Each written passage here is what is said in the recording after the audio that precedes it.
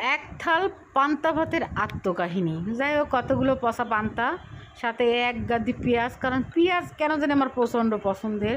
কাঁচা পেঁয়াজ তো আমি প্রায় অনেক তরকারির সঙ্গেই বা ভাতের সাথে খাই। যাই হোক, আর এইগুলো তো জানেন লঙ্কা মানে মরিচ, শুকনো মরিচ, যেটা দিয়ে আপনি ইচ্ছে করলে একটা মানুষের হাসি দিয়ে কাশি দিয়ে একদম বায়ু ত্যাগ করে দিতে পারবেন, এরকম একটা মেডিসিন। সেটা হচ্ছে শুকনা মরিচ। সাথে আছে রুই মাছ দিয়ে পটলের তরকারি, আর ওই পাশে আছে একটা মুরগি, মরা মুরগি ভাজা। ঢাকা শহরের আসলে চিকেন ফ্রাই মানেই আমার কাছে মনে হয় মরা মুরগি ভাজা।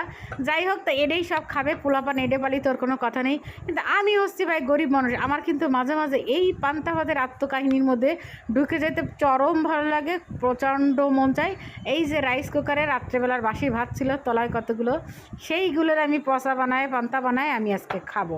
কারণ ছোটোবেলায় স্কুল থেকে আইসা অনেক গরমে, তখন তো ফ্রিজ ছিল না, বেশ মনে পড়ে আমি কিন্তু এরকম পান্তা ভাত খাইতাম।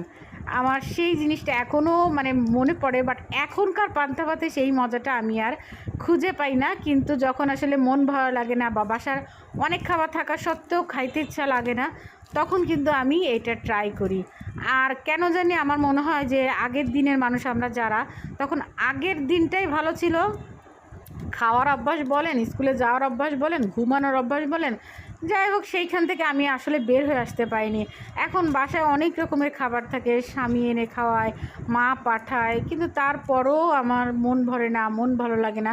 ঢাকা শহরের চার দেয়ালের মধ্যে মনে হয় যে ভাত খেয়ে সেটা হজমও হয় না। যাই হোক, অনেক দুঃখের কথা বলে ফেললাম। আর তাছাড়া আপনাদের বললাম যে ওই যে মানে বদভ্যাস পুরনো অভ্যাস মরলেও যাবে না। তো ওই যে মুরগি সুরগি আপনাকে একটু দেখালাম যে না, একদম সবসময় আমি আসলে পান্তা খাই না। পান্তা খাই আমার খাসলাতের কারণে, খাইয়ে জানি আমি খুশি থাকতে পারি, হজম করতে পারি। সেই তো আমার জন্য করবেন। থ্যাংক ইউ সবাই দেখার জন্য।